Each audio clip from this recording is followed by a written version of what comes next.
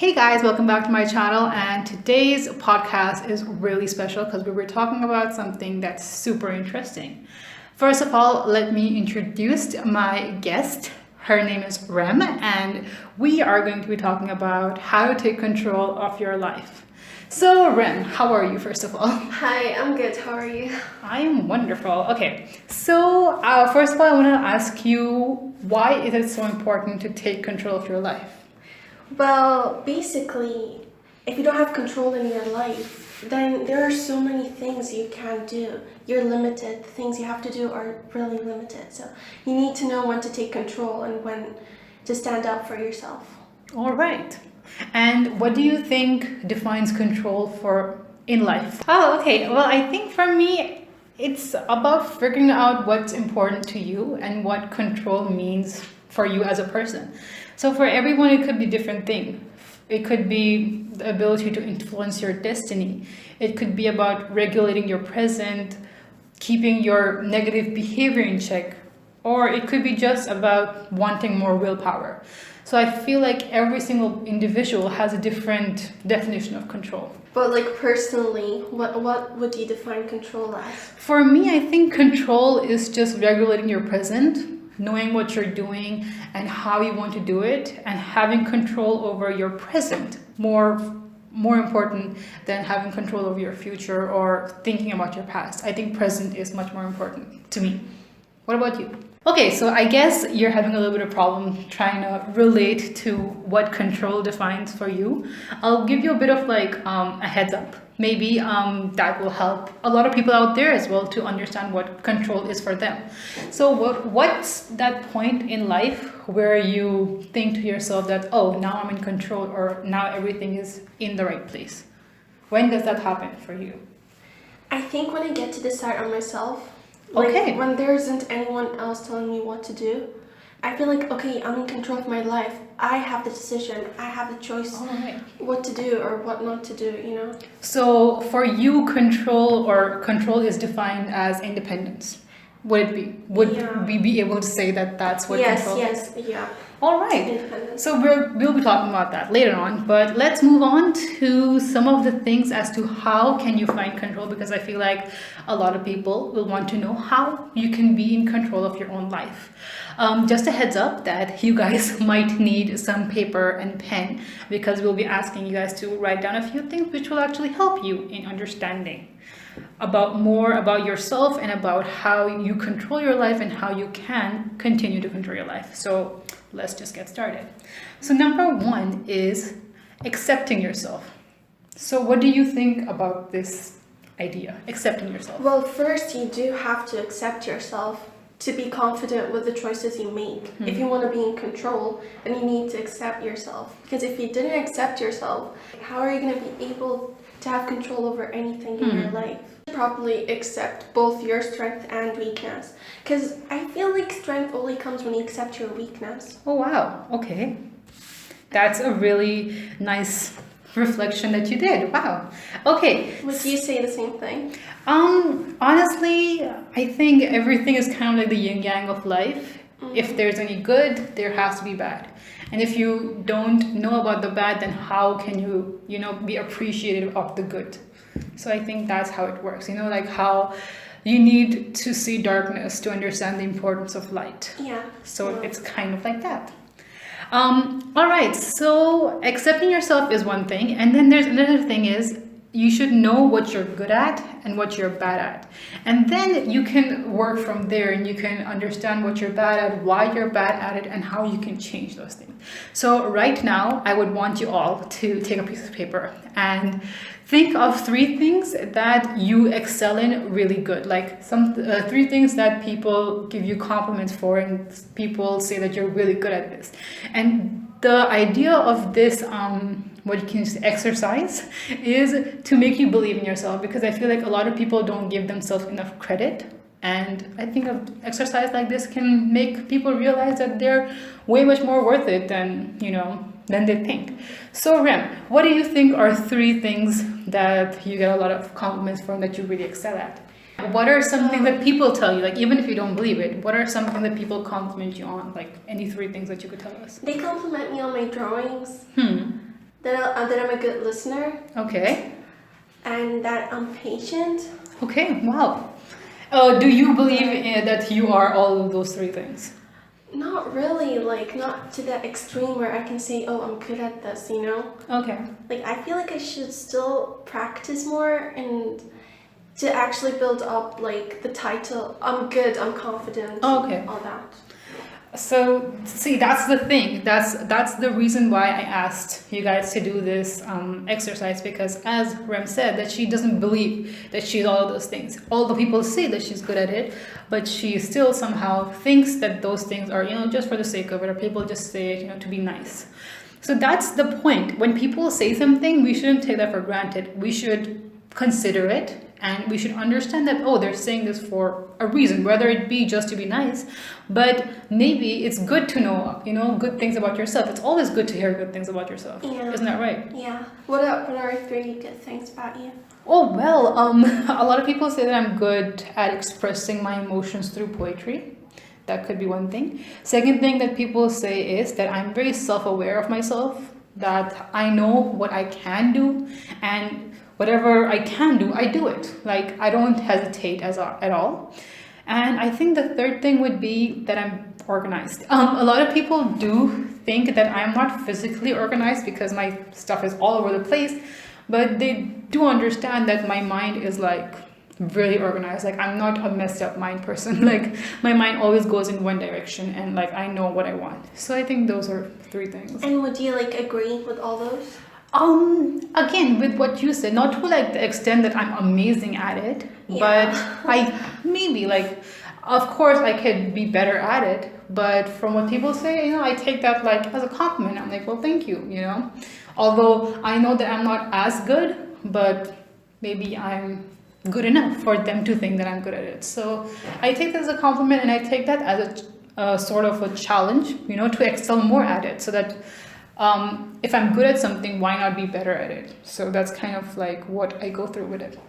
Anyways, next topic that we're going to talk about is considering your values. So basically getting your priorities straight, because what values do it, they make you understand where you come from and who you are, and that's very important to a lot of people. And values can be like freedom, happiness, equality, money. Your family could be a value for you. So again, I'm going to ask you guys to write down 3 of your main values, and it would be better if you write it down as like most important to least important, like the top 3. So Rem, what are your 3 top values that you consider? 3 top values. Okay, so I would say first is honesty. Okay. Loyalty, and then happiness. So you're saying that honesty is your most like important value. Yeah. Why? Well, first of all, I think that if you go to someone and they're not honest, like, what's the point? You ask someone for their opinion and they're not honest, then what's the point of asking them? You know? kind of like lose trust in everything that they're saying. Yeah. Because I think that people should be more honest. Like, personally, I would like to be with someone who's more honest to me and not like just sugarcoat everything they say. Right. Yeah. And then I would go to loyalty, because if someone is honest, if I trust them enough that I know they're honest with what they're saying, then I can know that they're going to be loyal to me. All right. Wow. Or like, personally, I would be loyal to them, so I expect them to do the same thing. All right. I would be honest to them, so I expect them to do the same thing. And then I would go to happiness, because obviously, like, we need to think positively, and I feel like happiness is a really good feeling.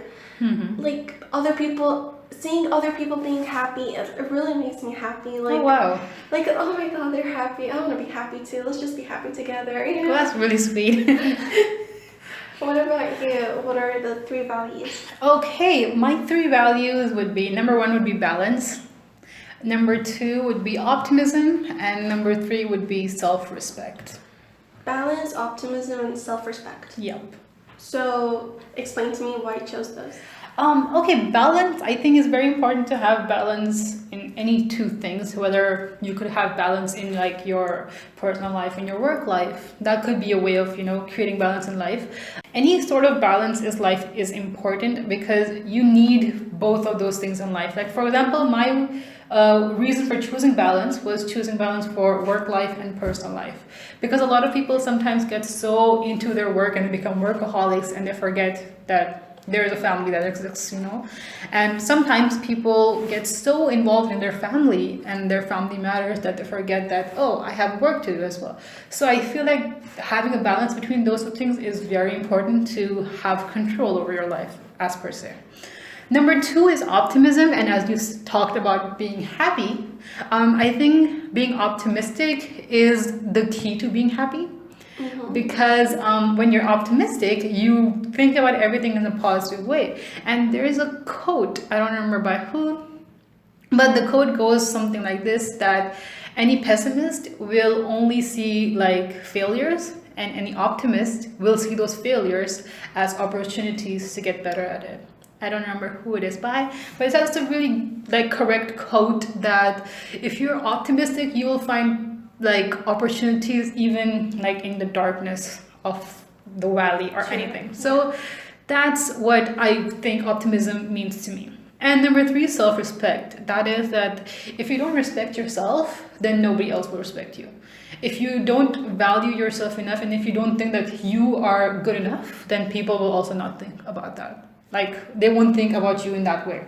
So being self-aware and respecting yourself is the main key to being in control of your life. And that's what we talked about. Accepting yourself is very important, and respecting yourself is very important. So I think those are the 3 values that I consider important to me. So let's move on to some other tips and tricks. So deciding what motivates you. Now that's very important, because many of us have like passions or something that we enjoy and something that drives us to succeed. So can you tell me, Rim, what are some things that motivate you to do most of the things in your life? Well, before I didn't really have much motivation, but recently, like I feel like the people I love really motivate me to do like good things and like not to give up. Like they're there for me, and like I feel like their support that encourages me to like, keep going. And also when I see other people being successful, I feel like I can do it too. Then wait, look, they did it. Then wait, maybe I can do it too. Exactly. Yeah. So yeah, those are some stuff that motivate me. Wow. So what are the things that motivate you? Okay, I think the one person or like 2 people that motivate me are my parents. Most of the things that I do in life are for them, because I highly respect them, of course. And I think that most of my like goals are driven just so that they could be proud of me. That's kind of what my mindset goes to, that I should do this so that my parents can be proud of me, and they can be like, oh wow, my daughter does this thing or something like that. So that's, I think, what motivates me to do most of my things. And the second thing that motivates me is compliments. I know that sounds very weird, but when you achieve something like for the first time, and people like pat you on the back and say, hey, good job, that gives you like a boost of energy and a boost of like optimism, and you're like, yes, I can continue doing this and get more respect and more what can you call it, more compliments. I don't know. So that's one of the other things that motivates me to go forward in life, I guess. All right, so now we're going to move on to some more structural parts of how to take control of your life. So part 1, or step 1, is that you should create goals. And since New Year is just around the corner, maybe we could do the cliche resolutions list. Or maybe actually not, why not, for a change this year, start making your resolutions from now and try actually sticking to them, because I feel like everybody is so optimistic. It's the start of the year and they make up all these stuff that will never happen. And then like 1 week into New Year and you're just like, meh, I don't feel like doing this anymore. So make goals that are actually achievable and make them like short-term goals. It's much better to make short-term goals than long-term goals, because it's very hard to, lose weight. You can't just write lose weight and make that your goal, because that's very vague and it's very hard. If you're trying to be a little more specific, that I want to lose this much weight and I'll give myself this much time and all this kind of stuff, then it'll be a little bit more specific and you will kind of get into the mindset that, hey, I need to finish this by this. So that's just an idea.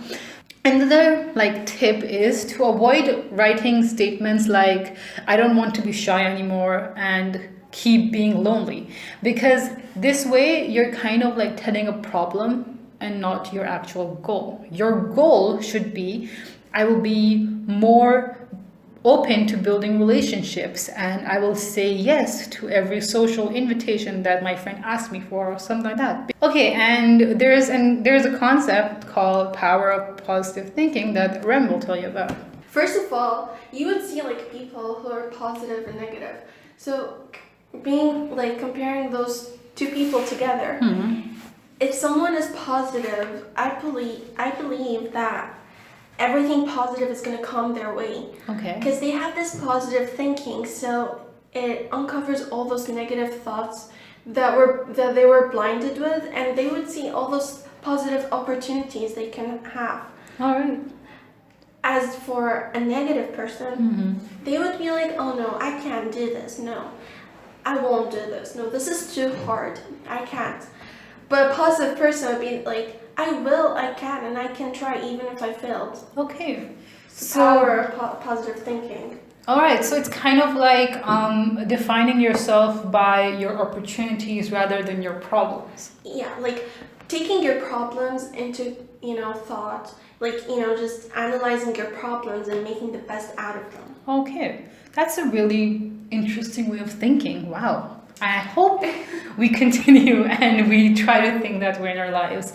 Moving on to part or step number 2 of more structural ways to get control of your emotions. So you need to learn how to understand, process, and respond to your feelings in a way that is healthy and helpful to you. Because a lot of us, we kind of don't have control over emotions and we kind of just burst out at anyone at any given time because we don't know how to control them. I mean, there's nothing bad in that, but it's very unhealthy for the long run for maybe your relationship with your parents or with your siblings or anyone basically. Because if you don't have control over your emotions, you can't control anything else in life because everything is driven by your emotions. If you're feeling optimistic and positive, then you will do positive and optimistic things in life. But if you're thinking and feeling sad and depressed, then you can't really do a lot of those things. My personal way of, you could say, controlling them or just outletting them in a more healthy way is by writing in a journal or writing poetry or anything like that, because that kind of helps me to distract myself from the problem at hand. So I'll just give you a theoretical example. This doesn't happen in life, but I'll just give you a theoretical example that I have a fight with a friend and I'm just about to say something really mean to them. I will not do that. I will switch off my WhatsApp that I'm fighting to them on. I will take some time off, cool down, I will write down whatever I have to say to her in a letter. I actually do this. I write down a letter, I write down every single thing that I have to or I want to say to her in a letter. I write down all the mean things in a letter and then I burn it. And that really helps me out to kind of get out my anger on something that won't affect anyone. Because that way you kind of distract yourself from the problem and you kind of get yourself in a more clear mindset to actually deal with the problem in a more adult manner or a more proper manner. So that's one thing that I do to control my emotions. What do you do, Rem? Okay, when I used to get mad at people, I would go on Gmail or whatever, and I would type tons of mean things, things no one could even imagine. I would, insult them or write really mean stuff. But in the end, all those stuff it just makes me feel really better. It's like I told someone even though no one's there. I just typed it to myself, and then when I read it again, I'm like, Wow, I said that. Like, you know, I feel like I cool off, Yeah. and it really helps me. Like, that was before. Hmm. Recently, I would, you know, just like take a deep breath and tell myself, like, no, like, you know, stuff happened for a reason. If I fight with someone, I'm sure there's something to be learned from that fight. Oh wow. Okay. So I can use it like in, like, you know, future obstacles or anything. If this happened again, I'll know how to react and what to say. Okay. So, yeah. So you're kind of taking that problem and making it into an opportunity to learn. Yeah. Wow, that's a really amazing way of thinking. I hope I try that too sometime. Okay, another thing is to be independent. What would you like to say about that? Independence. Yes. I think that independence is a really, it's a major thing in life. It's really important. I think if we're not independent, then we're just going to depend on others. Of obviously. course. Of course. That's like the sublet of it, but sure. Being independent, you wouldn't need to like look at other people and see what they're doing to see if what you're doing is correct or not. You would trust yourself enough to know if it's right or wrong, and you wouldn't be afraid if you're doing something wrong. Then it's okay. You're just learning, and you're building that into your independency. Like, I'm independent enough to choose this or to choose that. Right. So I think independency is really important. But at the same time, just because you're independent and you're well off, doesn't mean you ignore other people's advice. Of course. So you take their advice into, like, you just listen, you know? You don't go like, oh, no. I know what to do. I'm old enough and I'm independent enough to do what I want. That is just ignorance. Of course. Oh, wow. So there is a limit to how independent you are, you know? It's not wrong, but you just have to know when to, like, you know, set a limit for yourself. What would you find independence as? Well, I think independence is more of a mental thing than a physical thing, because if you're independent mentally, and if you're the correct type of independent, then you will understand that asking help from someone does not mean that you're dependent on them. And asking someone for advice does not mean that you're depending on them. It's just a way of, you know, showing that you're independent enough to understand them. And that, I think, is a thing that a lot of people get confused and ask what you talked about. That being independent means that you have to do every single thing yourself. No, like, we are all humans. We all need support. We all need someone, you know, by our side at all times. If that's your friend, your parents, your siblings, anybody. Sometimes it could be your dog as well. Like, a lot of people have dogs, you know, to support them in a lot of things. And that does not mean that you're not independent, you know. This is going into a really weird way. But that does not mean that you're not independent. It just means that you are smartly independent enough to understand that being independent does not mean that you can't ask other people for help. Moving on to getting organized. What do you think organization actually means to you personally? So you would organize, like, it could be even your thoughts, your daily life. It could be anything, basically. Okay, so moving on. What do you think about this topic? Cutting back on commitments. Can you, like, explain to me what is cut back on commitment? Okay, for example, I'll just give you like an example like of real life. You have a meeting on one day, and right after the meeting you have to go for a lunch with a friend. Right after that you have to go to a party with your parents, for example, and you agree to all of those three things. So you're like emotionally and physically stressing and tiring yourself out for no reason. You know, you could ask your friend that, hey, can we skip that lunch and, you know, make it on another day, or you could tell your parents that, hey, I can't come to this party with you because I have to meet my friend. So cutting down on commitments does not mean that, you know, you're not taking time out for another person, or like you don't think that they're important enough for you. It's basically reevaluating your priorities. You know, maybe you haven't been out with your parents in so long that you would think that going to this party with your parents would be much better, you know.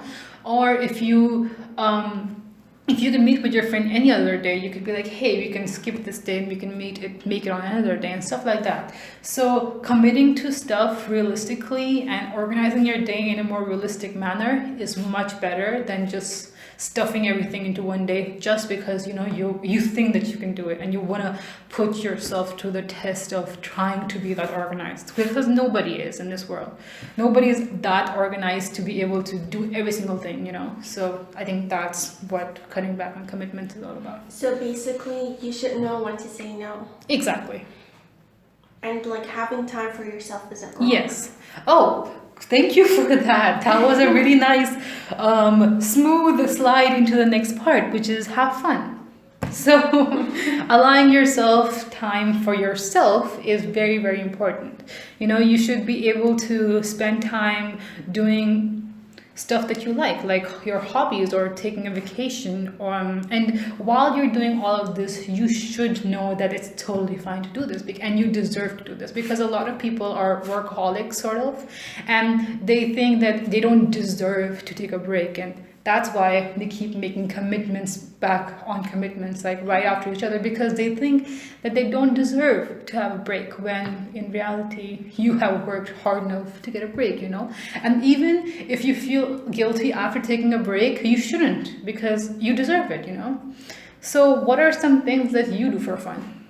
I like to spend more time with my family and like do activities we all like. I maybe watching a movie, taking a break from all studying and all the stress and everything. Just taking, a break. Maybe gaming is one of my best ways of relieving stress. Okay, wow. Yeah, I just wanted to say that, life isn't all about stressing out and doing things. It's okay to have fun sometimes, but at the same time, we don't just, have fun all the time. Yeah, of course. We need to, learn how to, be equal to both sides, So the value of balance, basically. Yeah, balance. What are things that you do for fun? This is gonna sound very sad, but the one thing that I love to do, like in my free time, is sleep. Because I feel like I work till like 12 midnight or 1 a.m. every single day, because I feel like I just have to work that much, to compensate for I don't know what. But I sometimes do that to myself, that I just have to work extra. Even though maybe I don't, even though I could, just fall asleep right now and just wake up later on and do the other work later. But my brain tells me that, no, you need to finish this right now, because that's how kind of my brain functions. That if I have something written down, I'll talk about this later, but I'll just give you a brief of it, that if I have something written down on paper, I want to finish it that day. But I'll talk about this later. Moving on, to being more productive. So what are you could just tell me 2-3 things that you do which make you feel like you're being productive. Feeling productive. I feel like I'm productive when I finish something.